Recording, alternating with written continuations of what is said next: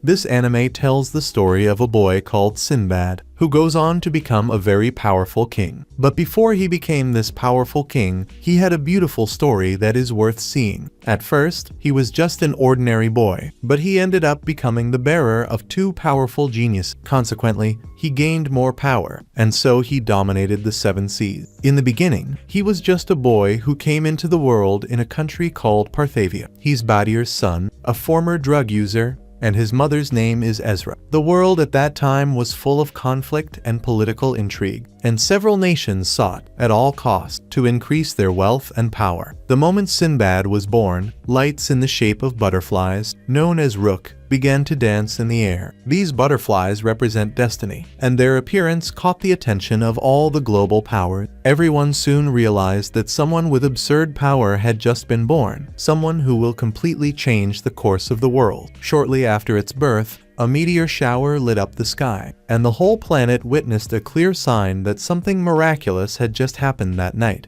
A few years later, Badir, who had just become a war hero, tries to put his past as a drug user behind him. He played an essential role in the recent war, significantly helping Parthavia to achieve victory. However, he rejects any prize for this, as he knows he'll end up spending it all on drugs. What's more, seeing the terror of battle up close has changed him completely. Now he just wants to live a simple and honest life. Working as a humble fisherman, on one of his trips out to sea, he belatedly realizes that little Sinbad has already hidden in the boat. He despairs, as the sea is very dangerous. He decides to return to dry land with his son in Cranquero, only for a storm to suddenly form, and the two end up getting lost on the high seas. Badir does everything he can to escape the storm, but then Sinbad points him in a different direction. He asks his father to go that way, and Badir, not knowing exactly why, decides to trust his son. And so the incredible happens. They manage to ride out the storm. At this point, Badir begins to suspect that his son has some kind of special ability, capable of guiding them along the right path. He believes that Sinbad can be someone who will change the world away from greed and destruction. 2 years pass and Sinbad is now 5 years old. Every day, he goes to the beach to bring lunch to his father. Today, he's a boy completely fascinated by the sea, boats and fishing, and he's always insisting that Badir take him on his trips. But his father always refuses, saying that Sinbad isn't old enough yet, and promises to teach him everything when the time is right. While they were having lunch sitting on the sand, a group of locals appeared and began to criticize Badir, calling him a traitor for not having continued in the war. Even after the country was victorious, Badir understands that the prosperity generated by fighting is long gone. Even so, people still want to defend their nation and take part in other wars, because by winning them, a country grows exponentially. However, he's not like everyone else, so he just laughs and says he doesn't want to get involved in senseless killing anymore. What happens to the nation no longer matters to him. What matters to him now is living peacefully with the family he loves so much. However, people don't like his opinion very much and start beating him up. Dumb people are usually like that. Badir doesn't react and accepts the beating until he falls unconscious. Hours later, he wakes up and sees Sinbad looking at him, full of concern. Badir pretends that nothing has happened, picks up his food from the sand and starts eating anyway. Sinbad is indignant with his father. The boy doesn't understand why he keeps getting beaten up by people he could easily defeat. But then Badir explains that violence doesn't solve anything. However, Sinbad doesn't accept this. He shouts at his father and runs home. At dinner time, the family gathers, but Sinbad is still angry. Badir then asks him to go to a well to fetch some water, saying that even a child can do that. Sinbad responds by saying that he is a real man, unlike his father, and leaves indignantly. Badir's wife says she's worried about how the community now sees him, always calling him a traitor, but he doesn't care. She says that this also affects little Sinbad, and also says that if things continue like this, their lives will get harder and harder. To make matters worse, they barely have enough to eat. A normal person would leave this country and look for somewhere else to live, but the drugs have already completely destroyed Badir's ability to think. Then, before he can say anything, Sinbad returns, saying he's seen something strange near the well. When they arrive, they find a blonde man, injured, and Badir takes him home. The next day, the man wakes up and thanks Badir and his family for saving his life. Badir tells him that it was his son who found him, and the big blonde thanks the boy too. The man introduces himself as a traveling merchant who had his ship destroyed and ended up injured. Badir doesn't want to believe this story, even though he thinks the man is lying. His wife, on the other hand, believes it would be best to send the man away, as they can barely support themselves. Despite this, Sinbad feels mysteriously comfortable around this man, because something about him catches his eye in a special way. He climbs on the man's head and asks why his hair is golden. The guy replies that outside this country, the world is full of different cultures and people. Sinbad is completely fascinated by the idea of seeing the world. He listens to the man's story, and to him they all seem to come out of a fairy tale. Urza comments to Badir that he should ask the stranger to find somewhere else to stay, as it doesn't make sense for poor people like them to have shelter for someone else. However, instead of listening to his wife's advice, Badir does the opposite and invites the man to stay at their house until he has fully recovered. His wife is shocked by her husband's attitude. She then comments that her husband has not only lost his leg, but has also lost his mind. The mysterious blonde man begins to form a real friendship with Sinbad,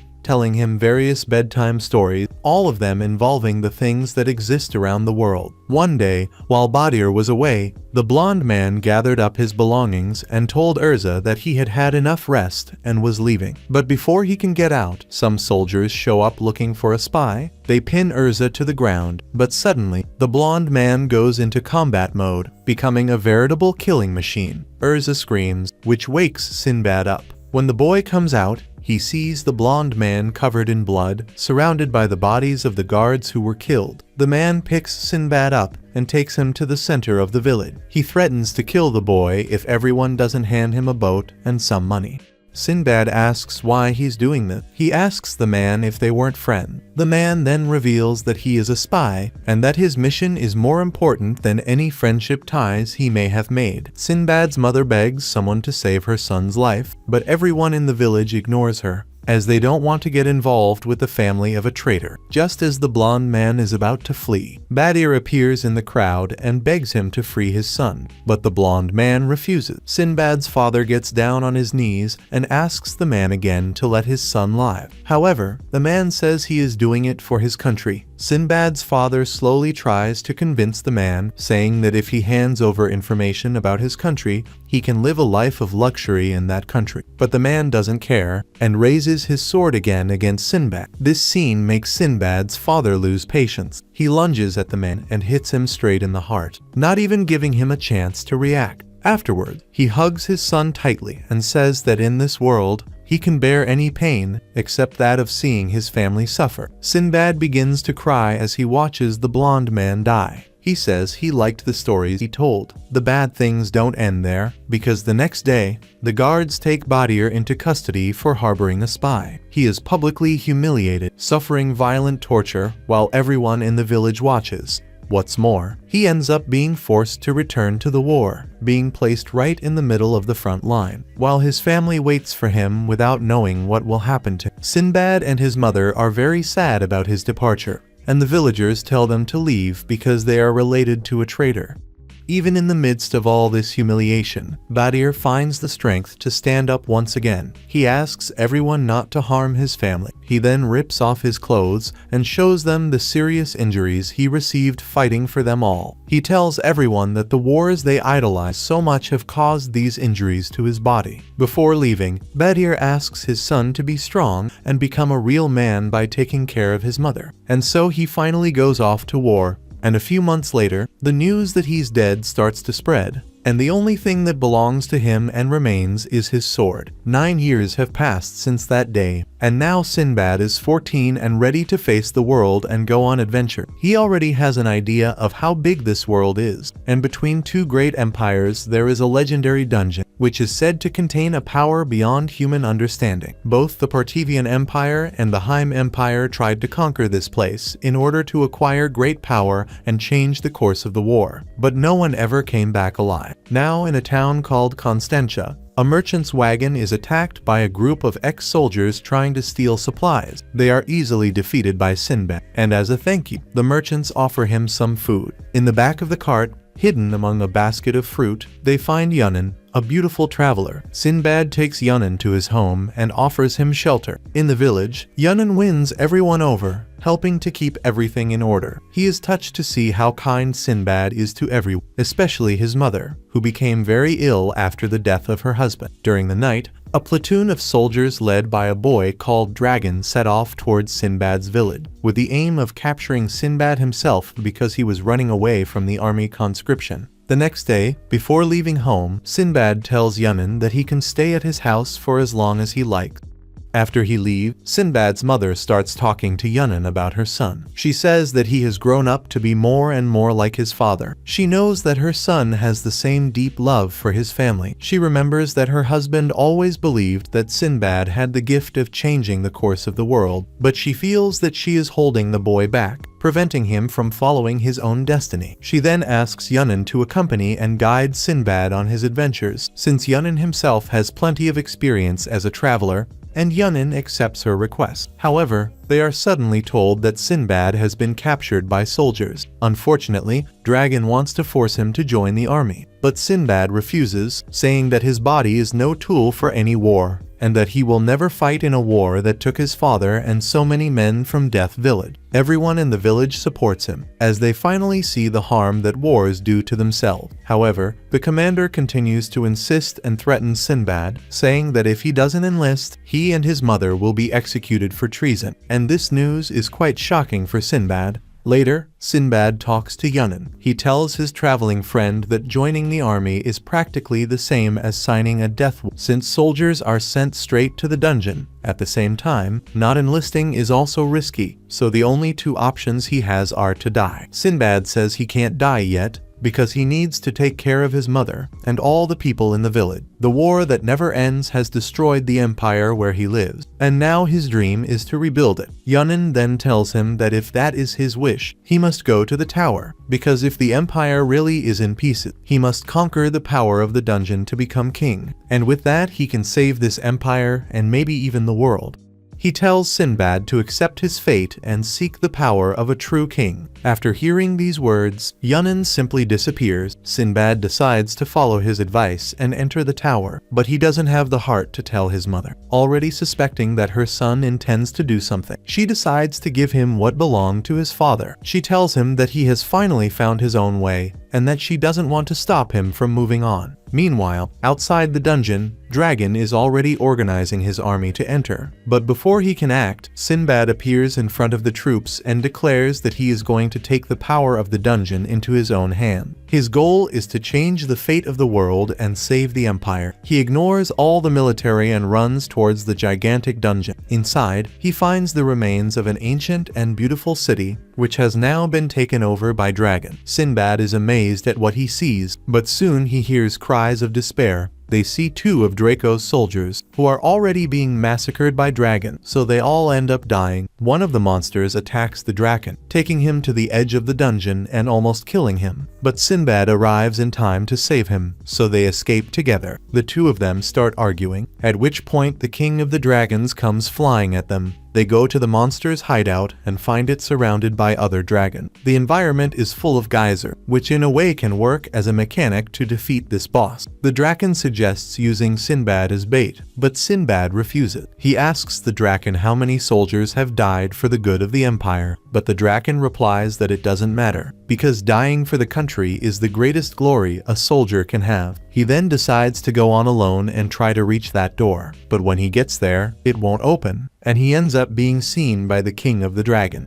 And at a critical moment, Sinbad intervenes once again and saves Draken, who, now ashamed, asks Sinbad to kill him because he has failed as a soldier by being afraid. However, Sinbad tells him that being afraid of death is not something to be ashamed of, but something natural. After all, he is a human being first and foremost, and not just a war machine. He also says that the emperor and his army only know how to send people to the slaughter. So his plan is to change that completely by building a country that protects the lives of its people. After saying this, Sinbad picks up a shield and takes advantage of the geysers to launch himself high up. He dodges an electric attack from the dragon and defeats the creature. With the death of the dragon, they get the keys to open the mysterious door. Instead of finding a goth girl inside, they are actually forced to fight several monsters, something quite sad. As they face these challenges, they bond and realize that they were wrong about their opinion of each other. Further on, they arrive at a temple, where Sinbad finds a magic lamp. Inside it is the genie of anger and heroism, called Baal. This genie has the power to choose a master and grant him the power of a king. So the two fight each other to get this power. And in the end, Sinbad is victorious. Outside the dungeon, the Empire's soldiers await whoever the winner is, ready to seize the treasure and power they have won. But Sinbad refuses to hand over what he has won, and declares his direct opposition to the emperor. They try to arrest him, calling him a traitor,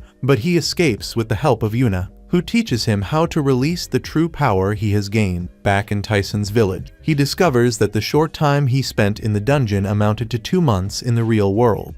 During that time, his mother's health took a turn for the worse. When he visits her, she mistakes him for her husband and starts talking about how Sinbad grew up. She says that Sinbad left on his adventure, taking only his father's old sword with him. She says that she is very proud of her son and that she loves him very much. And soon after that, she passes away. After these events, we see that Sinbad is seen throughout the Empire as a hero for having defeated the dungeon. But at the same time, he is considered a traitor by the authorities. Before changing the place where he was born and raised, Sinbad decides to travel the world. What's more, after his victory, several other dungeons began to appear around the planet. Many people tried to conquer them, but none succeeded. Over time, Sinbad became known as the Dungeon Hunter, and he is currently missing in a place called Inchak, where he ends up finding shelter. There, he meets a man called Hinahoho, fighting a creature. The two end up being overpowered, but before the monster can defeat them, Sinbad arrives just in time and eliminates the creature, saving them both. Meanwhile, Draco is given another chance by his brother. He sets off with the Empire's secret forces on a mission to kill Sinbad and recover the relic. Sinbad tells the big man, who I'll call Hina,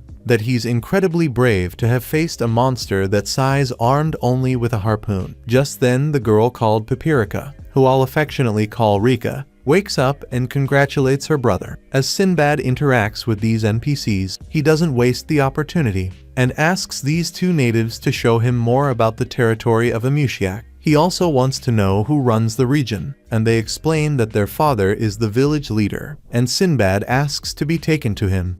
Hina warns him that the people of Amushiak don't usually treat foreigners well, but Sinbad replies that this isn't a problem for him, as he wants to meet new people and experience new cultures during his journey to change the world. They take him back to the village, where he will be presented to the chief. Everyone in the village begins to prepare for a celebration. They want to celebrate the fact that Hina has become a warrior. They believe that Hina defeated the creature single-handedly. A while later, the chief informs his sons that a dungeon has been found, and he intends to send some of his men there. Sinbad warns the chief, asking him to keep his distance from the dungeon. He also reveals the powers he possesses and how he acquired them. During the night, Sinbad is surprised by an attack from the leader of the Slumlash group, a boy called Jafar. After a brief exchange of blows, Jafar escapes and swears that he will be the one to take Sinbad's life. At the same time, Hina is feeling guilty for not having managed to defeat the creature and for having lied to everyone. So, to pay for his sin, he decides to enter the dungeon and show that he deserves to be called a warrior. Sinbad goes after him to ensure his safety, as the Slumlash group is still on his trail, and incredible as it may seem, the dungeon is the safest place there is. Inside, Hina is attacked by several butterflies and ends up jumping into a river to try to escape. He arrives in a room with a door that leads straight to the treasure. After defeating the monster, he is surprised by the Draken and his companion. Sinbad appears at just the right moment and manages to save them before the fight begins, but they are soon at a disadvantage and can only escape by throwing themselves into the water. The water, however, is frozen by Phelan, and they narrowly escape. Before they go through the next door, Phelan hands out healing potions to all the Slumlash group personnel. The Draken suspects the potion, but prefers not to say anything. Once inside the temple, the Draken summons the genie called Veilfor. Veilfor realizes that Phelan is a witch and throws her out of the dungeon. All that remains of her is a doll. Later, we discover that the witch works for the dragon's brother, Barbarossa, who wants to take the throne for himself. The dragon tries to win the power of a king for himself, but he is deemed unworthy. At the same time, Sinbad and Hina also arrive on the scene, and Valefor announces that whoever manages to capture his cub, Minifer, will have all his power, but whoever fails will be trapped in this dungeon forever. Everyone tries to capture Minifer individually, but no one succeeds. Sinbad then says there's only one way to do it. Everyone must work together, giving everyone an equal chance. He promises to try not to capture Minifer, promising only to help them all, as he already has the power of a king. By revealing this, he manages to escape everyone's distrust. But in the end, Sinbad uses the whole situation to convince the group to help him capture Minifer. After capturing him, he says that his plans go far beyond what they imagine, so he'll need a lot of power. He shares his idea of using the power of a king to create a new nation, and invites everyone to join him on this journey. But before they can respond, Jafar and his allies end up being taken over by the Black Butterfly. Unfortunately, they turn into demons, and Valefor warns them that the only way to prevent their complete transformation is to destroy all the containers with Baal's power. But Sinbad refuses. He promises to save all his future companions, so Sinbad, Hina, and Draken team up to confront the demon. The Draken insists that they must defeat the creature in order to survive, and Valefor, on the other hand, reveals that the people the demon has possessed are still alive inside the creature's chest. He also says that in order to finish off the demons without killing people, they need to launch a single precise and powerful attack at the center of the monster's body. With this information, the three of them start working as a team to give Sinbad the opportunity to use his powers against the enemy. And just as he is about to finish off the demon, a fallen sends out one of his manifestations and manages to disarm Sinbad. Through this manifestation, Barbarossa reveals to Draco that he has been presumed dead by the Empire and is now seen as a disgrace by his family. This causes Draco to completely lose hope, but Sinbad insists on continuing, even though Rina is captured and he himself is brutally attacked by the creature. Inspired by Sinbad, Rina manages to beat up the monster, and with Draken's support, they manage to go on to defeat the demon once and for all. But the battle isn't over yet, as the demon tries to bring itself back to life, using Jafar as the ideal vessel. Valefor warns them that if they defeat the demon, they'll end up taking Jafar's life too. So Sinbad tries to pull Jafar out of the creature to try and save him, and while doing so, he is warned that he could end up dying. But Sinbad doesn't care. Suddenly, he ends up being taken into the boy's memory, where Baal tells him that Sinbad needs to convince Jafar that he still has hope in his life. If Sinbad can't do this, Jafar will lose himself completely in the darkness and never return. Suddenly, Jafar appears speaking in his younger version, who is crying and calling for his parents, the same ones he was forced to kill. Jafar tries to convince himself that there's no point in shedding tears because they no longer have a home. He did what he had to do, taking the lives of his own parents because there was no other option. Sinbad hugs Jafar and promises to give him a home. He says that Jafar no longer needs to fight alone to survive, and at that very moment, he uses his powers to stop him from falling into total darkness and becoming a demon. So, after everyone manages to escape, Valefor says that they need to choose who will be the vessel of a king, and the choice falls to Sinbad. Soon afterwards, everyone appears outside the dungeon, where the head of Zamushak is waiting with an army. The dragon decides to return to the Empire of Parthavia. He knows that this is dangerous and that his brother may try to execute him for treason, but he chooses to take the risk, because now he has someone he wants to protect. Before leaving, he receives the blessing of a genie, making him the first warrior to do so. But unfortunately, he has no idea how to use this power. Hina finally gets to take part in the ceremony and is finally recognized as one of the great warriors of Emu. And while everyone is celebrating, Hina tells his father that he has decided to follow Sinbad and travel the world with him. His father also believes that Sinbad is someone who can change the world, and allows Hina to accompany him on his journey around the world. Soon after, Hina and Sinbad go to the king of the Amushiak tribe so that Hina can fulfill his greatest wish, which is to ask for his daughter's hand in marriage. Even though the king is suspicious of Hina, he believes in the words of this noble warrior. He believes that Hina will be a noble warrior in the future, so he allows the marriage and gives his blessing to the couple. Sinbad and the others leave the land of the Amushiak and begin their journey to learn more about capitalism. On the boat, hosted by the Amushiak, Hina's wife, Huru, begins to teach Sinbad and Jafar everything they need to know to act as merchants. Jafar finds the role of salesman quite strange for him. He ends up calling Hiro an old hag. As punishment, he gets a karate chop to the face, and she lectures him on how a real merchant should behave. Sinbad also takes part in the lessons, and the two of them suffer a lot as they learn more about mathematics. At the end of the lesson, they're exhausted, but they discover that there's a good side to having a woman on board, which in this case is the fact that Hiro makes incredible food. Also, as inexperienced men, Jafar and Sinbad learn more about a woman. What they learn is quite simple, and it happens in every family. A man should never contradict a woman, otherwise he could end up getting beaten up. As time goes by, they take their studies more and more seriously. Days go by until the ship finally reaches the first destination on its route. Sinbad climbs the mast and shouts that they have reached the Empire of Ren. The Empire of Ren is very rich and unbeatable in terms of territory and wealth. Sinbad and his team land in the city of Napolha,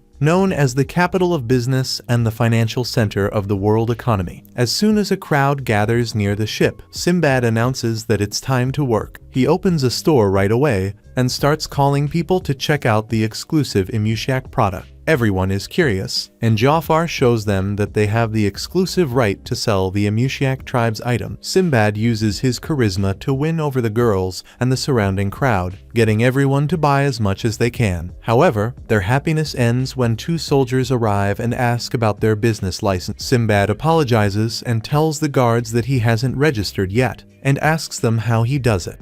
The guards sigh and make fun of the fact that he's a complete novice. They then explain that he needs to go to the Heim Merchants Union, which is responsible for the entire trading system. After that, the soldiers leave, and the crowd of customers also disperses. Suddenly, a mysterious blonde man appears. He's wearing a blue robe and asks to speak to the store owner. He turns to Sinbad and offers to buy all the products he has. Sinbad asks the man if it is really illegal to sell goods without registration, and the man replies that it is only forbidden to trade directly with the public. He goes on to explain that he has an official license from the Merchants Union, which allows him to buy items without breaking any rule. The man tells Sinbad that it would be a shame for him to return to the north empty-handed, without making any significant sale. Sinbad still has his doubts, but Jafar accepts the proposal on the spot. The blonde shopkeeper hands over the paperwork proving the transaction and leaves to send his helpers to bring the goods. The whole group begins to comment on how perfect this situation was, since now they no longer have to worry about selling anything. Soon after, the blonde man reappears with a bag full of silver coins. Everyone is excited to receive payment for the goods, but when night falls, they discover what is really going on when they see the man's store. He is reselling everything he bought for 5 times the original price, so they realize that they've been passed over. Their product was much more valuable. However, they didn't know that. Sinbad clearly understands the move the blonde merchant has made. He then gathers his group in an emergency meeting and tells them that at that point, their only way out is to officially join the traders' union.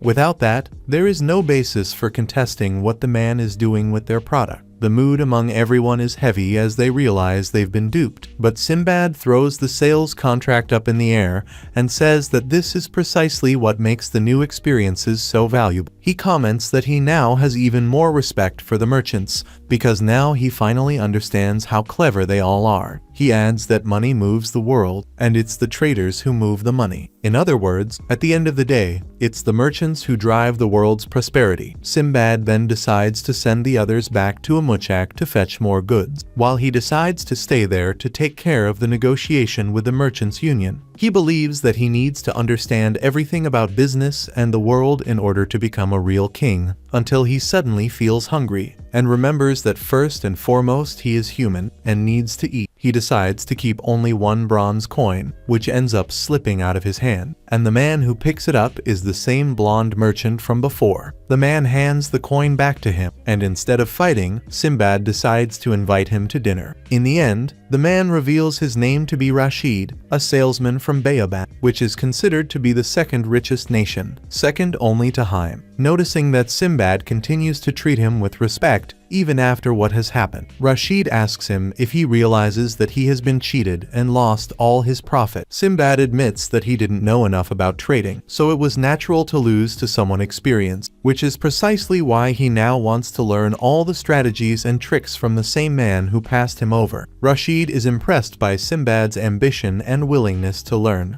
He explains that Sinbad's mistake was not to have priced correctly the items that were new to him, which facilitated the huge profit he made. Sinbad realizes that there is something different about Rashid when he sees the flow of huts around him. This makes Sinbad understand that Rashid isn't just a simple salesman. Rashid even proves to know the leader of the Amushiak tribe. He asks Sinbad how he got permission to sell the goods, since he has tried several times to sell them and has always come back empty-handed. Sinbad remembers Ruru's teachings and gives a slight smile when he says that it's a professional secret, but he's willing to tell him how he did it, but only on one condition. Rashid needs to become his business partner and tell him everything about the country that he still needs to learn. Rashid comments that the boy is very cocky, but that he'll give him a chance. After the deal is struck, Sinbad activates the power of his Valpo genie and freezes Rashid's drink, revealing that he has already conquered a dungeon. Rashid's attitude changes completely, and he begins to listen carefully to the stories of Sinbad's adventures. Curious, Rashid asks why he is so focused on becoming a merchant, and Sinbad replies that he wants to change the world. He declares that he is going to found a country capable of changing the world, and Rashid realizes that this boy has lofty goals. But he sees that Sinbad is still very immature. He stands up and reveals that to become an official member of the Merchants Union, you need to have the recommendation of someone already registered, and also gather 1,000 gold coins, something most people can't do in their lifetime. Rashid then challenges Sinbad. If he really believes he can make his own dreams come true, he should be able to collect these coins in just 1 month.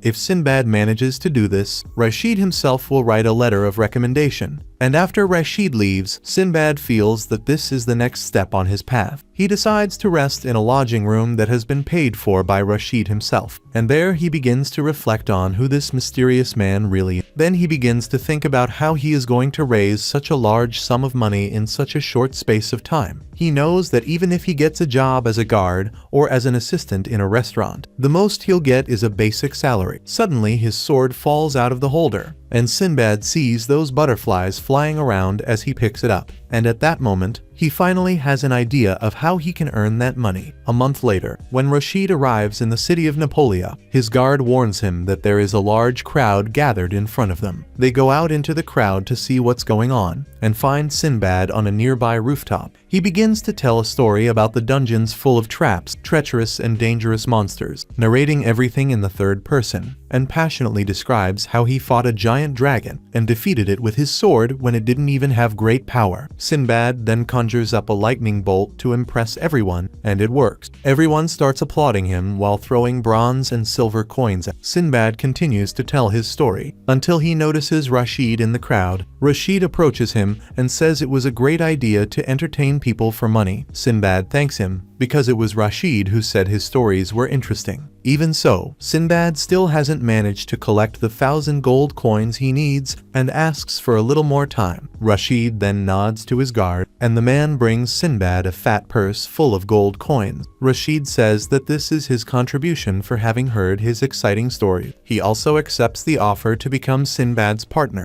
Sinbad himself doesn't understand anything, and asks Rashid who he really is. Then the guard reveals that the man pretending to be a merchant is actually Karam Rashid, the ruler of Baobab. Meanwhile, the ship from Mushiak territory is returning to Haim. Jafar is still overwhelmed by Haru's lesson. He thinks it would have been much better to have stayed at Sinbad's side rather than studying. So, to calm him down, Haru tells him that she understands how difficult it is to study, especially because of his past as an assassin. She knows that he wants to serve Sinbad, but that's precisely why he needs to learn more, because only then will he become someone useful. Suddenly, Haru falls to the ground and starts shaking. I immediately thought, has she taken drugs? Jafar thinks the same, and when he asks if she's okay, she shocks everyone by revealing that she's pregnant. Haru explains that Amuchaks have a shorter pregnancy period than normal humans, all because of the harsh climate in the north. She also says that she plans to use Jafar as a birth assistant and babysitter. Soon after, she gives birth to the healthy baby boy,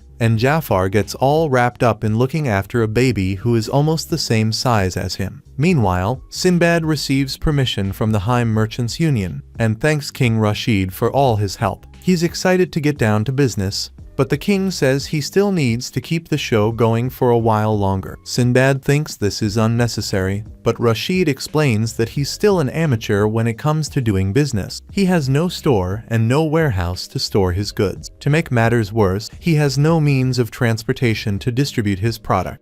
What's more, he'll need to advertise his store, and that's going to be a lot of work. Rashid comments that in Haim there are several entertainment options, the main one being the Colosseum, where people fight for their lives. But he doesn't want Sinbad to take part in gladiatorial battle. Instead, he suggests that Sinbad use the theater to promote his stories and his store. Sinbad finds this idea incredible and rushes off to get ready. Shortly afterwards, he arrives at Haim's Grand Theater and records his show as the Dungeon Crawler. Many people doubt the show, but then out of nowhere it starts snowing. He sees Sinbad on the roof of the theater, and he pulls out his sword to unleash a bolt of lightning, scaring everyone. When the people calm down and open their eyes, they see a beautiful light in the sky. Snowflakes begin to fall, and this light illuminates them, making them fascinated by such beauty. With these special effects, Sinbad begins to tell his story about capturing his first dungeon, thrilling the whole audience. Before long, he became the biggest star in the entire Haim Empire, giving daily performances to packed theater. One night, on his way back to the inn with Rashid, Sinbad hears a scream coming from outside. He looks out of the window, and for the first time, he sees the gigantic Colosseum. A few days later, a ship from Amuchak arrives in the city, and one of Rashid's guards, who has now become Sinbad's errand boy, shows up to receive Hina and the others. Hina and Ruru stay behind to unload their things and ask the rest of the group to take the carriage. Jafar and the others arrive at the Colosseum, where they find Sinbad giving his performance to a huge crowd. Jafar is shocked, and the messenger explains that Sinbad has been doing all this to raise funds and also to become more popular. In the middle of all this confusion, Hina's son, called Kiki, gets off Jafar's shoulders and ventures into the Colosseum. He starts looking for him, and hears a laugh echoing from deep underground. Down below, Jafar is shocked to see the boy being held by a gigantic creature. Desperate at the sight, Jafar panics, and the monster's behavior changes from friendly to extremely aggressive. Even though he's scared, he remembers when Sinbad risked everything to save him, and decides to do the same now for little Kiki. He charges at the monster, dodging its blows and moving as fast as he can to take it by surprise from behind. He activates his special technique and tries to hit the monster directly in the heart, but ends up missing because of the boy's screams, which end up distracting him. The monster grabs Jafar and throws him to the ground. Jafar realizes that he won't be able to win this way, so he remembers the promise he made to Sinbad, who told him at the time that he would give him a place to call home. Remembering this motivates him to save little Kiki. That's when Jafar awakens the power of Baal's genie. His knives turn out to be charged with electric magic, and he attacks the monster just as it was about to devour the boy. He uses a lightning bolt like a rope to trap the monster, and manages to rescue Kiki. The monster faints on the spot, and shortly afterwards, Sinbad appears on the scene. When Jafar regains consciousness, the first thing he does is make sure that Kiki is alright. Sinbad reassures him that the baby is fine. Jafar then explains that during the fight, his weapons began to emit a strange glow out of nowhere, and Sinbad realizes that Jafar has awakened a power by being a follower of his. Jafar being a loyal warrior who can use some of his power. Later, Ruru tends to Jafar's wound and thanks him for saving little Kiki. The next day, everyone goes to see Sinbad's new store, and they are shocked because the place is actually a whole shopping mall. They're a bit lost trying to understand, when out of nowhere, Sinbad appears wearing a lot of jewelry. He announces that this is the official headquarters of the Sindria Trading Company and that they will finally be able to start business in Haim. Sinbad thanks Rashid for all his lessons and tells him he's going back to his hometown of Baobab. Before he leaves, Rashid suggests that he write a book about his adventures, and Sinbad invites him to visit his country in the future so that they can continue doing business. After that, Sinbad finally leaves. Sinbad's friends are surprised to discover that he studied economics and commerce with the king of Baobab himself. And before he leaves, Sinbad publishes his autobiography, just as Rashid suggested. What he didn't imagine was that it would one day become the most important literary work in the world, the story of the King of the Seven Seas. Some time later, Sinbad and the group embark on a new adventure. They arrive in the kingdom of Sassan, a place full of rock formations. As they climb a mountain trail, Jafar comments that this kingdom is known for producing the most valuable metals in the world. However, they don't have many international agreements, but recently they've been getting closer to him, which opens up an opportunity for the Sindria Trading Company to make connections with that kingdom. Him is worried about leaving the company in the hands of Vidal and Mayhad, as Huru is pregnant again and they won't be much help. However, Sinbad tells him to relax because Vidal and Mayhad can handle it. They continue their journey and soon arrive at a cliff where they can see the grandiose capital of Sassan. The people there worship an ancient god and do not accept contact with foreigners who they consider impure. They also possess knowledge and technology far ahead of the rest of the world, which only makes their ego grow bigger and bigger. When Sinbad and his allies enter the capital, they are amazed by the impressive quality of the metalwork that everyone does there. But soon the people begin to turn away from them, calling them filthy outsiders. Even the guards warn them that they can't talk to civilians without permission, and take them straight to an administrative building. The official who receives them refuses to negotiate with foreigners, and explains that they only sent materials to him because of the long-standing friendship between the two kingdoms. Sinbad then asks what they need to do to also build this kind of relationship with Sassan. He says that he wants to know and understand all the cultures and religions of the world and asks what he could do to benefit the people there. The officer is surprised by his sincere interest, but says that if Sinbad really wants to be accepted, he needs to visit the Knights of Sassan, who are the rulers of the country. Sinbad and his companions arrive just in time to see a ceremony of the Knights of Sassan, led by King Darius. Sinbad's goal now is to get Darius' approval to be recognized as an official ally of the kingdom. Without thinking twice, he approaches Darius, running alongside the entourage and introducing himself, but the guards stop him. They threaten to kill him right there, but Darius orders them to stop, saying that it's not worth dirtying their spears with the filthy blood of a heretic. Even so, Sinbad doesn't give up. He goes to the king's castle and tries to convince the guards to let him in, repeating several times that he has no other intention. Later, they go to a bar, which is only for foreign visitors, and Sinbad is determined to meet the king the next day. Rina, already drunk, says that they should invade at once, while Jafar just tries to calm them down so that they can act civilized.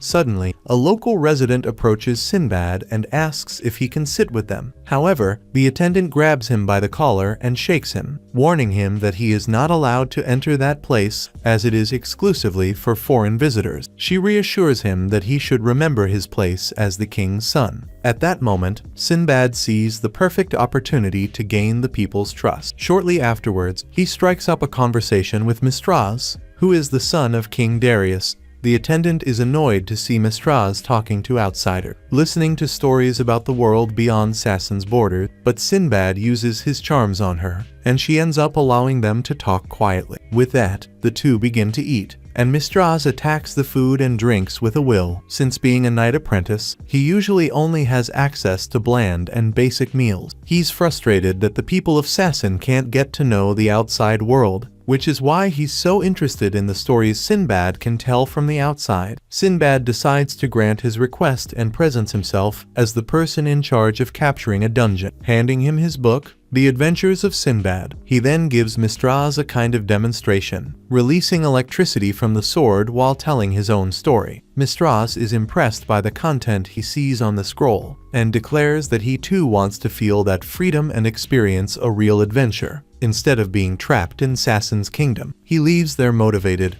completely determined to see the world for himself. The next day, he tries to find Sinbad again, but ends up being surprised by his father. Darius scolds him for breaking the city code by getting involved with foreigners. He tells Mistraz to stop going out into the world and reminds him that he will soon be an official knight. He also draws the attention of Mistraz's younger brother, asking him not to let himself be negatively influenced. Mistraz gets very angry, and when his father asks him to think again about his action, he refuses. Mistras says that he is exhausted from living in that prison called Sasson, and says that he will never serve as a knight. He is slapped hard by his father, but remains firm in his decision and leave. He looks for Sinbad and begs to be taken with his group. Suddenly, Sinbad notices someone hiding near the door and calls out to them. That person turns out to be Spartos, Mistras' younger brother. He wants Mistras to stay in the kingdom of Sasson and become his father's successor as Night King. Mistras responds by saying that if it's up to him, Spartos will be the one to take over, as he won't be tied to that country any longer. Sinbad sees the firmness in his speech and agrees to take him on his journey, but says that he needs to be responsible for his own choices. Mistras understands this and asks Spartos to give their father the message that he is officially leaving the night. Little Spartos runs off after hearing that. The next day, while Sinbad and the others are waiting for Mistras to arrive, Sinbad notices a strange movement of butterflies, and when he turns around, he finds Yuna,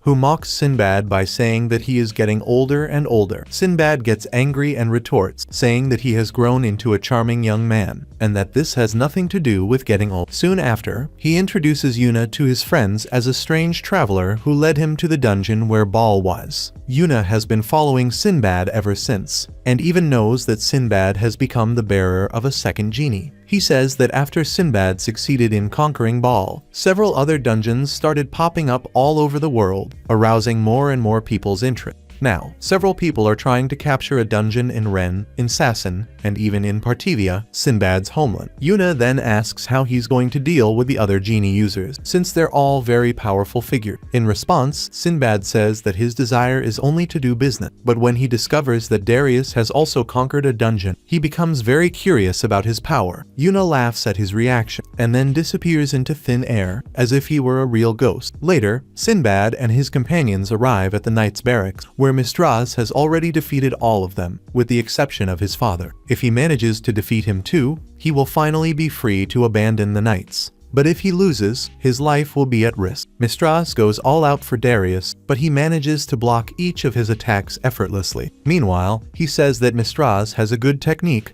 but that he's not strong enough yet. Without giving up, Mistras attacks again, but Darius activates his power of genius and invokes a protective barrier. Mistras is thrown away, and the knights believe that Darius has used a power granted by a god. Even Mistras himself begins to think he's up against something divine, but he doesn't stop attacking. He uses his spear against his father, and then rushes at him, trying to catch him by surprise with a punch. But the barrier remains firm, and Mistras is thrown away by his own reflected force. Defeated, Mistras falls, and following the rules of the duel, Darius advances to deliver the final blow. At that moment, Sinbad intervenes and asks him to stop. The knights try to capture Sinbad, but he draws his sword and throws a bolt of lightning that leaves them all stunned. Darius orders him not to get involved in a holy duel, but Sinbad asks if that power he has is really the power of a god. He approaches Darius, saying that even though he obtained that power after defeating a dungeon, that power is not something divine. He's not a god because he has that power. Sinbad claims that anyone can conquer a dungeon and get that kind of power. He accuses Darius of deceiving his people by calling the power he received from the dungeon a blessing from God. Sinbad then introduces himself as a dungeon crawler and challenges Darius to a fight. He says he's willing to accept any punishment if he loses. But if he emerges victorious, he wants to take Mistress with him. Not only that, but he wants permission to make trade deals with them. The knights think Sinbad is crazy for defying the Night King, but even so, they don't have the heart to arrest him, since he has also shown a power that everyone considers divine. Jafar realizes that Sinbad is trying to make everyone understand that the Night King is not the only one capable of using the power of a genie. With this, Sinbad wants to prove that this power is not necessarily something divine, and by doing so, he will be able to weaken their primitive thinking of isolating themselves from the rest of the world because of their religion. Sinbad then asks once again if Darius will accept his challenge. The Night King replies that he is uneducated and talks too much. He says that he doesn't mind Mistress leaving, but because he is challenging the beliefs of his people, he will accept the fight. Mistress runs up to Sinbad, warning him that he doesn't stand a chance against Darius. He explains that his father has an invisible barrier that protects him,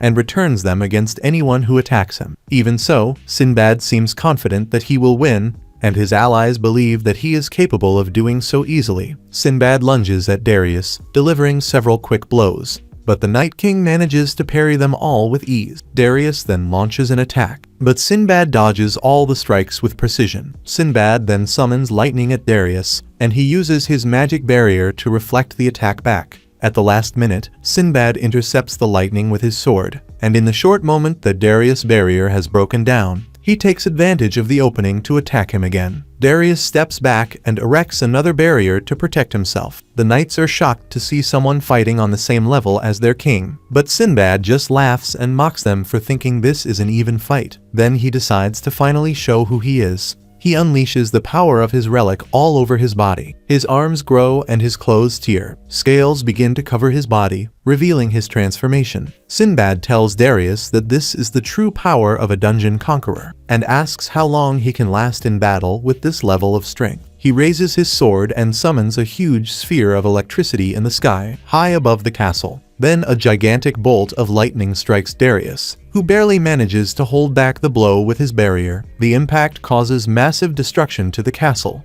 and when the dust settles, the knights realize that the two of them are gone, and that there's a huge hole in the ceiling. Sinbad is now carrying Darius inside a magical barrier, leading him towards a more isolated location. The king still wants to continue the fight, but Sinbad throws him high into the mountain. Soon after, he lands and sees that Darius is still alive. Sinbad praises his resistance, but Darius responds by telling him to stop acting, as if the battle is already over. Sinbad then sighs, as Darius still hasn't understood his message. He then decides to use his final blow. He uses this blow against a mountain. The attack is so powerful that it blows everything in its path and opens a gigantic hole in the top of the largest mountain in the region. Darius is shocked by what he sees, and Sinbad asks him if he can now understand the difference in power between the two. He says that if he wanted to conquer the country, he would have done it by now. Darius then asks what his real purpose is in Sasson, and Sinbad replies that he's only there to create a peaceful relationship and close trade deals. He apologizes for having acted rudely before, and explains that he was only looking for a direct negotiation with him. Sinbad explains that dungeons are appearing everywhere, and more people are taking risks to conquer them. He says that the power of the relics will cause extremely powerful people to emerge, so that wars in the future will be much more destructive. Sinbad makes it clear that he has no intention of using his power to cause a war. Quite the opposite. His plan is to end this violent era. He shares his dream of living in a world where all nations and peoples respect each other. To do this, he wants to create a country that will be the center of this new world. And to do this, he needs like-minded allies to make this possible. He asks Darius to lend him his power, so that together they can make the dream of a world without wars a reality. Meanwhile, at the castle, the knights have surrounded Rena and the rest of the group. They are worried about the disappearance of their king, who hasn't returned even after half an hour. Jafar was about to draw his weapons when suddenly a bolt of lightning strikes from the sky and Sinbad and Darius appear. The knights are curious to see who has won the duel, but before Darius can say anything, Sinbad declares that the fight has ended in a draw. He says that the two have equivalent power as dungeon conquerors, and so they decided that neither of them could win, so they ended the fight in a draw. The knights are baffled, since according to their belief, only the king can possess divine power. Darius comments that the power of the dungeon only awakens when there is an imbalance in the world. He explains that the planet is currently on the brink of a major historical crisis, which is why more and more chosen warriors are being granted the powers of the dungeons. Darius then declares that he will welcome Sinbad as an ally, and the knights immediately show their allegiance to his word. They welcome Sinbad to Sasson, much to Mistress' surprise. Later, Mistress decides to leave the castle and go after Sinbad. His father approaches him to say goodbye, and Darius confesses that he kept him in Sasson because of his religious convictions. But today he believes that deep down, it was also motivated by jealousy. He admits that when he was the same age as his son, he too had the desire to explore the world, but never had the courage to talk about it with his own father. Now he tells Mistress to get to know the world instead, and the boy gets emotional and thanks his father with tears in his eyes. Soon after, he is reunited with Sinbad and his companions, and comments that he can hardly believe that he will finally be able to leave home. Sinbad warns him that as excited as he is, He mustn't forget that from now on, he will be part of his team. Sinbad clarifies that he is the representative of his homeland and is responsible for trade relations between the Kingdom of Sasson and his trade organization. Suddenly, little Spartos comes running up and hugs Mistress. He asks why Mistress was leaving without saying goodbye. The little one feels that his brother often wants to abandon him, and Mistress strokes his head and says that he was so wrapped up in his own dilemmas that he couldn't even pay attention to his brother. But Hina understands this completely differently. For him, deep down, Mistress was trying not to create problems for his little brother.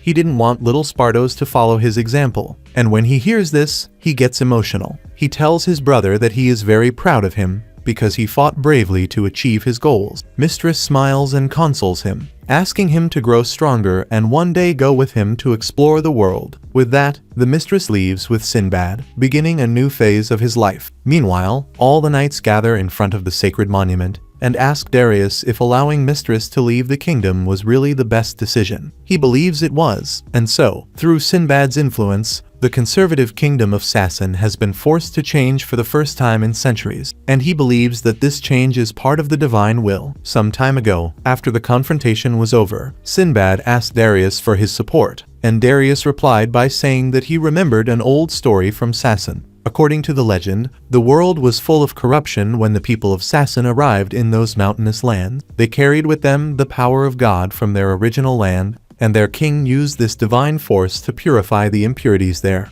This first king, endowed with absolute power, was revered as a god who brought true justice and peace to the world, and this is the memory that Sinbad awakens in Darius. However, the name of this god has been lost over time. Returning to the present, Darius believes that he only accepted the partnership with Sinbad because he sees this divine presence in him. The next morning, Sinbad and his group arrive at the beach, and Mistress is enchanted by the immensity of the sea in front of them. He is excited to begin his journey around the world, and enthusiastically asks Sinbad what their next destination will be. Jafar replies that they are going to visit a small nation, even more exotic than Sasson. He says it was very difficult to get permission to go there. He describes the next destination as the city in the sky, the kingdom of Artemira, a country ruled by women and led by a warrior princess. Mistress panics when she hears about an all-female place, but Sinbad seems eager to make the most of this new adventure. The kingdom of Artemira lies in the southeast of the continent and is a very small kingdom, similar in size and power to Sasson. The nation is protected from outside influence by a huge valley. This immense canyon frightens most visitors, and even Sinbad is impressed when his ship passes through it. And while Sinbad and Mistress observe the various species of plants and animals around them, Rina complains about the sultry and humid climate. Suddenly, Mistress notices a bird in the sky, and Sinbad finds it a little suspicious. The bird begins to approach rapidly, growing in size as it gets closer. Two girls riding on it smile at the people on the ship as they pass by. Everyone is shocked by the size of the bird, which continues to fly alongside the ship.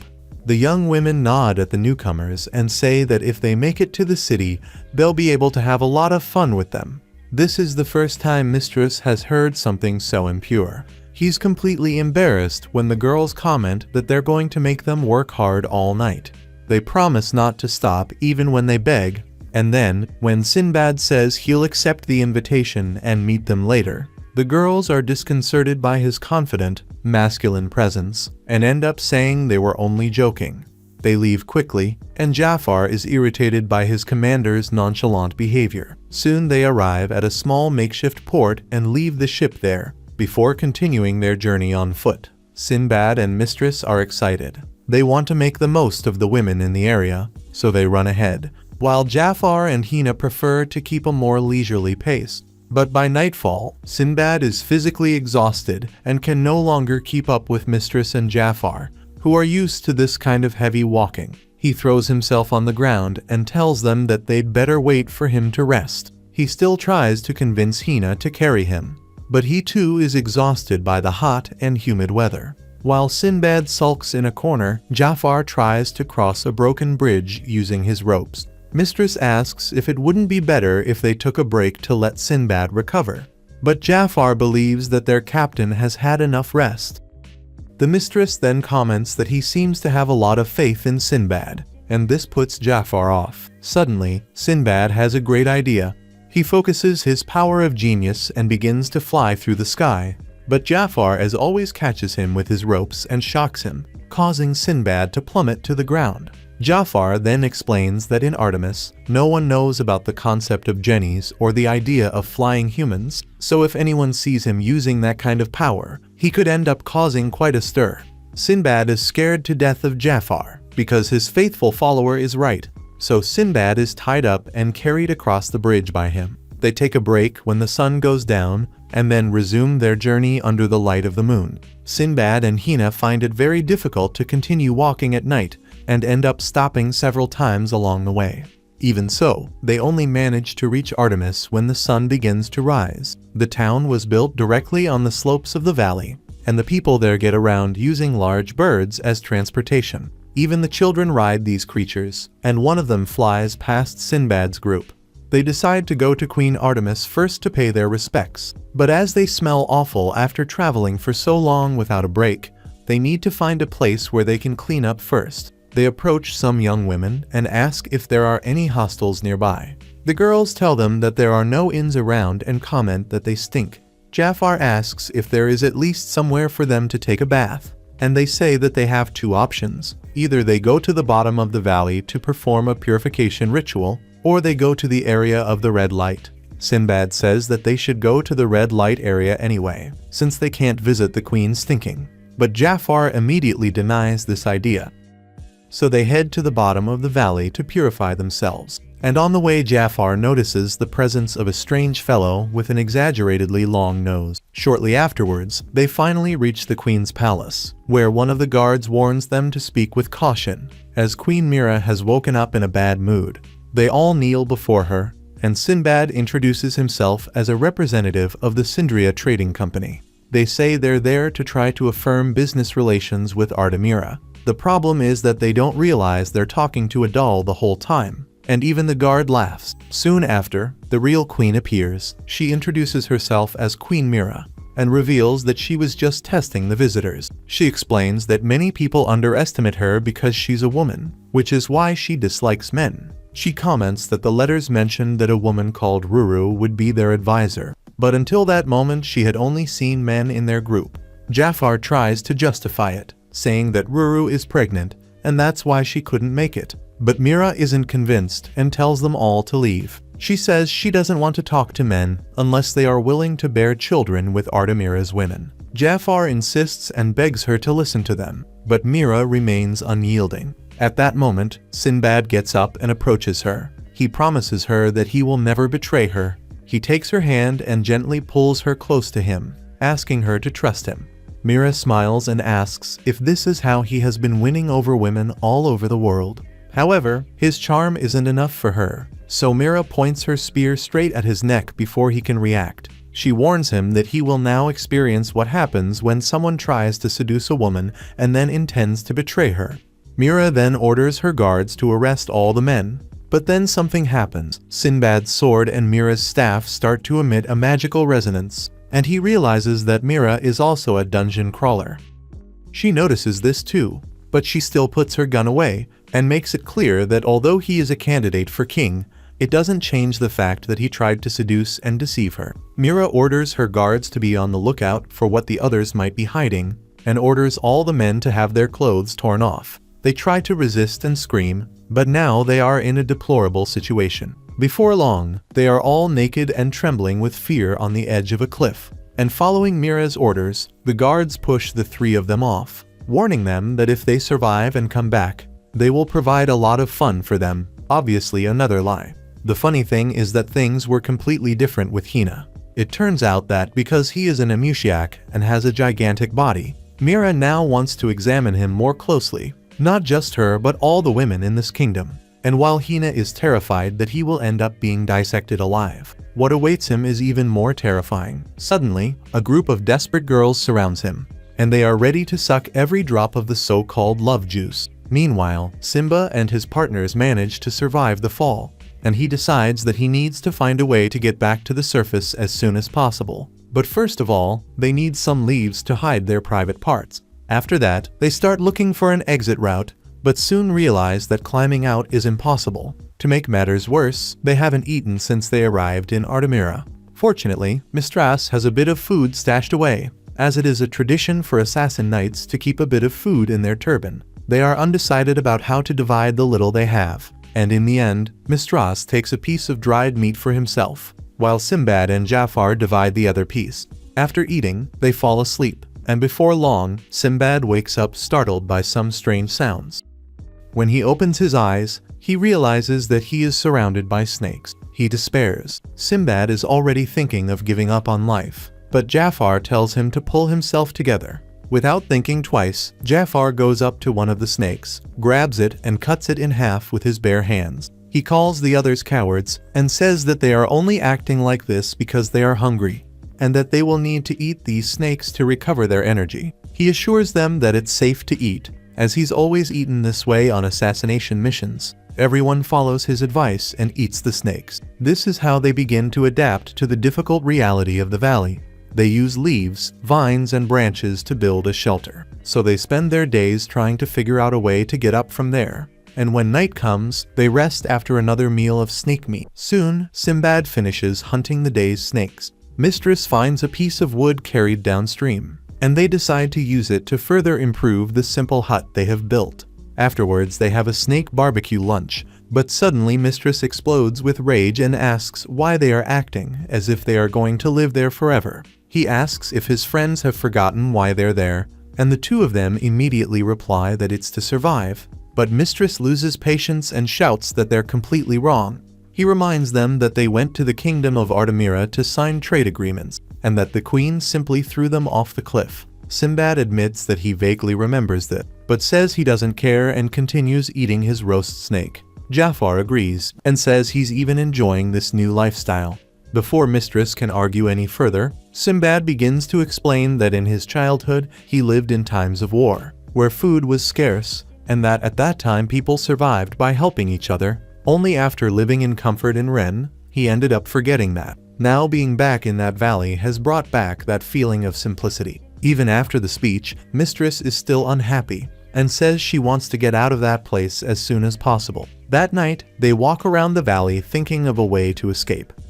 His motivation is a woman who promised to let him have fun with her body if he made it back, something very noble of him. Suddenly, he steps on something strange, soft and fleshy. He is surprised to find out what it is. He rushes back with his find, and when he shows it to Sinbad and Jafar, they are both blown away, for he has found a gigantic piece of fresh meat, and not just any meat, but clean, ready-to-eat lamb. Sinbad and Jafar start to thrill at the idea of being able to eat lamb chops for dinner, but Mistress asks them to think it over. He asks if it isn't too strange for fully prepared meat to be there at the bottom of the valley. For him, it was put there by someone as a clue or help for them to escape, but neither Sinbad nor Jafar seem to care. They just start roasting the meat on the fire, and Sinbad even takes out a few shiny stones embedded in the lamb and throws them away, saying that those gems are worthless. Mistress is so discouraged that not even those gems can cheer him up. But suddenly Sinbad changes his attitude completely. He tells Mistress that this discovery could be the key to getting them out of that place, and then asks Mistress to show him where exactly that piece of meat was found. Mistress guides them to the spot where he found the meat, and to their surprise, several other pieces of fresh meat are scattered there, even though there was nothing there during the day. Sinbad examines one of the pieces and realizes that it is completely fresh. He and Jafar start to put the pieces together to eat later, but Mistress gets annoyed and calls them out for losing focus. Just then, huge Artemis birds appear, pick up the pieces of meat and fly away, leaving Sinbad frustrated, as they were planning to devour all that meat. With all the pieces taken by the birds, Mistress is even more dejected, as this was the only concrete clue they had to escape. But Sinbad tries to cheer him up by saying that fate is still playing in their favor. What actually happens is that Arthurian women throw meat on the ground to stick the gems to it, and then the birds take the meat away. In fact, they use their own domesticated men for this job. The woman responsible for taking care of this notices that the amount of stones they are receiving is decreasing, and the men, in a more delicate way, say that it's not their fault, since the birds aren't returning as before. The woman threatens to cut off their money if they don't get results. But when the men start acting a bit creepy, she ends up going back on her words. Down at the bottom of the valley, Sinbad and Jafar keep grabbing as much meat as they can, and Mistress is once again distraught because he thought Sinbad had come up with some kind of escape plan. He starts crying, saying that he might be stuck there forever, and Jafar asks him to believe in Sinbad because he always finds a way. Jafar says that Sinbad has the ability to turn something totally random into a decisive moment. But for the moment, it seems that even he doesn't have a solution. Suddenly, huge chunks of meat fall out, and Mistress doesn't think it changes anything. But Sinbad says he was waiting for just that moment to escape from the place. Soon, the pieces are brought to the surface, and when the men go to remove the stones from the meat, Sinbad emerges from inside one of them. His allies do the same thing, and the women get scared and run off, while Mistress still doesn't understand what's going on. Then Jafar begins to explain the strategy used by Artemida's women to collect precious stones. It turned out that they were devouring all the meat, so they probably thought that some hungry creature was behind it. So they threw in pieces of meat so big that no animal could consume them quickly. And that's exactly what Sinbad wanted. Sinbad then asks the men if they feel dominated by the women of Artemida. They say no, and that no one is being oppressed. In fact, only gender roles work differently. The women work and support the household, and the men look after the home. Some do odd jobs or freelance to earn extra money, but on the whole, they are satisfied with this lifestyle. After hearing this, Sinbad tells them that they need to go to the queen and show her that they have managed to survive. The queen is in her chambers, admiring the luxurious necklace she had taken from the prisoners, when suddenly Sinbad bursts in through the window. She tries to catch him, but he quickly approaches and tries to kiss her. Her aim is about to give way, but Sinbad escapes at the last second, stealing the necklace she was wearing, which in this case is the container of her genie. He also takes the staff sword, betting that someone as strategic as her would keep her magic containers close by. The Crosshair is furious at having been tricked by a man, picks up her spear and activates genie mode. She takes the form of a three-headed woman, and warns Sinbad that he will now know her true power. Meanwhile, Mistress and Jafar also have their equipment back, and they intend to rescue the queen before Sinbad causes a stir. Suddenly, they notice two lights in the sky, and realize that Sinbad is already taking aim. The two are exchanging blows with electricity attacks, and the powers end up self-neutralizing. The aim says that he won't be able to hurt her, because lightning is also her domain. Sinbad then reveals that he has more than one genie. He activates his genius mode like Veilfur, and transforms into a canine creature with a human form. The target thinks it's just another illusion, but Sinbad releases a soft light from the eyes in the palms of his hands. She is the first to attack, and Sinbad dodges with agility. He strikes back with ice projectile, but even though he's hit, the Crosshair manages to get off without a scratch. She claims that Sinbad is not even close to her level, because his genie, Cerberus, has 3 heads, one with the power of lightning, the other with the power of ice, and the last with the power of fire, which makes it superior to any opponent. She says that even with 2 geniuses, Sinbad will never stand a chance. She then launches a powerful attack and pushes Sinbad against the wall. Soon after, the Crosshairs use their most destructive fire technique and summon a 3-headed flaming dog that lunges at Sinbad, causing a gigantic explosion. The Crosshair starts laughing, saying that in the end he was just another weak man. But Sinbad appears right behind her. She is annoyed to see that he is still alive even after being hit by the blast. But what she doesn't know is that control over ice is only Veilfur's secondary power. The aim then decides to use her most powerful attack, which unites the 3 elements. But at that moment, an uncertain blow hits the back of her head, and as she turns around, she sees Sinbad. She wonders how he managed to get close without her noticing, since she couldn't take her eyes off him. She tries to attack him again, but he disappears at the last moment and reappears behind her. Her aim becomes unreliable and her attacks lose their precision. This is due to Veilfur's true ability, which hinders the movement of everything around him and absorbs his energy.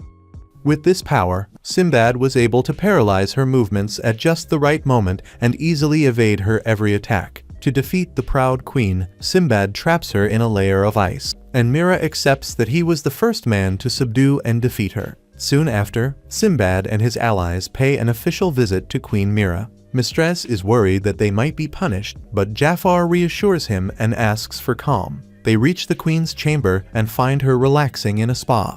Sinbad kneels before her. She gets up and complains, saying that because she fought him, her skin was damaged, and now she needs intensive treatment for a whole month. Despite this, she admits that it was the first time a man had managed to pin her down and beat her, which she found very pleasurable. Sinbad also replies that he enjoyed it very much, and Mistress can't take the innuendo any longer and ends up fainting. Later, after dressing, Mira announces that Artemira is going to enter into a diplomatic agreement with the Sindra Trading Company. She informs him that she will send a representative from Artemira to help, and that she is very interested in maintaining a good collaboration with them. Sinbad thanks her, and Mira adds that, above all, she doesn't want a powerful man like him to become her enemy. She asks him about his real goals, and Sinbad replies that he wants to build a world without wars. He asks her to help him with this plan, but she is suspicious. Sinbad explains that at some point, the gene users will provoke a major war, threatening the global balance. That's why he wants to form a powerful alliance with like-minded rulers who have the power to prevent these conflicts from happening. He tells Mira that his current allies include the leader of the Amuchak tribe and the king of Sassan.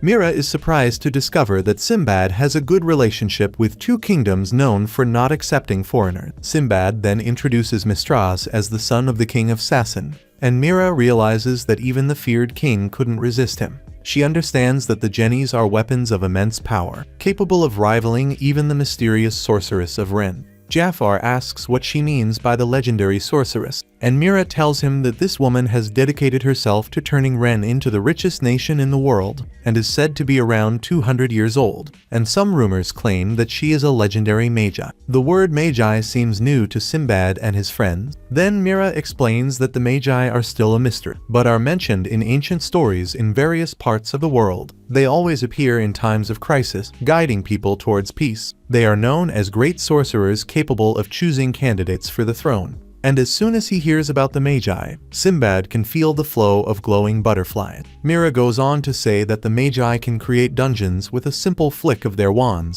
and create people worthy of achieving the power of kings. So everything starts to make sense to Sinbad, and he concludes that Yunan is probably a Magi. He asks Mira to tell him more about the Magi, but the only extra information she can offer is that they are blessed by the Rook, which in this case is the energy that moves the world. She therefore believes that the Magi represent the will of the world itself. Mira also believes that the Magi are responsible for the increase in the number of dungeons, and she agrees with Sinbad's worldview that a great war will happen in the future, so she decides to join the alliance he proposes. Afterwards, Sinbad and the others leave, and Jafar comments that he is relieved that everything went well. Even so, he's still angry with Sinbad for using the genie's equipment against the queen.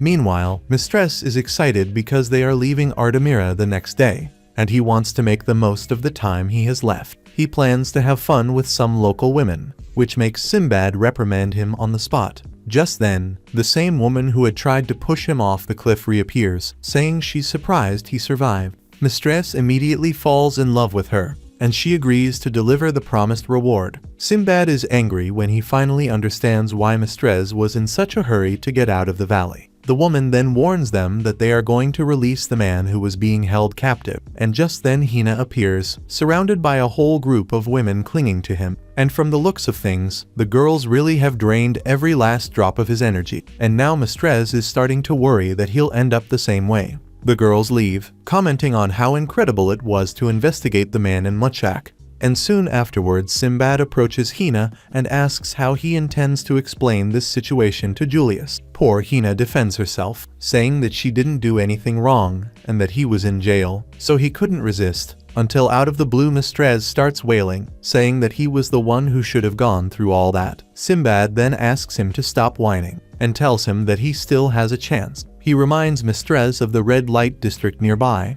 and the two decide to go there without wasting any time. But when they arrive at the first house in the red light district, they discover that this place only has huge, super muscular men with bizarre, long, pointy noses, which completely kills their excitement. The next day it's time for them to leave Artemira behind, but they have to leave with the girl that Queen Mira has assigned to accompany them. She introduces herself as Parsine, and this trip hasn't turned out too well.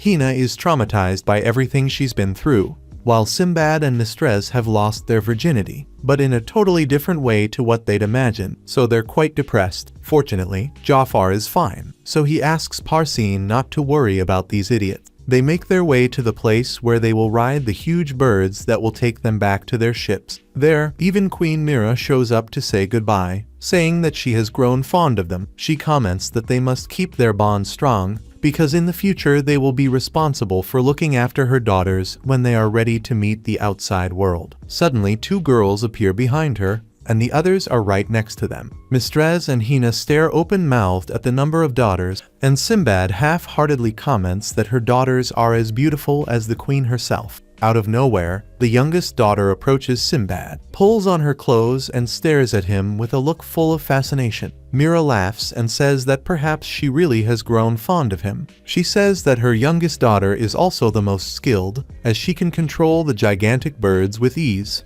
Pisti puts a red feather in Sinbad's ear, and Mira explains that this represents a great honor in their culture. She wants Sinbad's journey to be illuminated by the rooks, and you can see the little sparkles moving towards him. With that, everyone mounts the birds and takes flight. Soon, they take their ship and head for the queen. Fortunately, the Sindria Trading Company has continued to operate well during their absence, and as soon as Sinbad appears, everyone rushes to welcome him enthusiastically. He wants to talk to Ruru to catch up on everything that has happened during his trip, but discovers that she has returned home because she is in her last month of pregnancy. They reassure Hina that she and the baby are doing very well. Sinbad figures that Vidal must be taking care of things in her place, so they go to the office to check. There, he finds Vidal completely bogged down in gigantic paperwork. He's so focused that he's even startled when he realizes that Sinbad is right there. He's very excited to meet his boss, but Sinbad just hands him more documents. Vidal asks what it's all about, and Sinbad replies that now he's back, it's time to organize a party. During the celebration, Sinbad introduces the new members of the group. First, he introduces Mistress as the son of the king of Sassan. Then he introduces Parsin, a diplomat sent from Artemira. He mentions that Mistress is single and looking for a girlfriend, while Parsin can be quite scary when she's angry. Sinbad then declares that they are only at the beginning, and that the Sintra Trading Company will continue to grow. He says that they will become the biggest trading company in the whole kingdom, and after that, they will found their own nation. Later, Sinbad goes out onto the balcony to enjoy a quiet moment, and is soon joined by his companion. He shares that they've only come so far because of the incredible people they've met along the way. He remembers that each of them had an important impact on his trajectory, and Sinbad himself believes that there is a great force that connects them all. And in his own unique way, Sinbad can see this force and all the possible paths it can take. He clearly sees the flow of destiny before him, and knows exactly which route he needs to take to reach the path he desires. Meanwhile, the whole world is changing rapidly, but quietly. In Partivia, Barbarossa has acquired a genius, and Draken is on the run alongside Serendine. In Ren's capital, the legendary Magi and a red-haired gladiator are preparing for an uncertain future. In another part of the world, the Phalanx Witch is working together with the prince, and Ihunang is watching everything unfold. At the same time, Sinbad observes a meteor shower identical to the one that happened when he was born. He says with conviction that he is someone special. Even though Sinbad is only 16, he doesn't know exactly what the future holds for him, but he is sure that he will overcome everything and come out victorious. And that's how Sinbad's adventures take a break.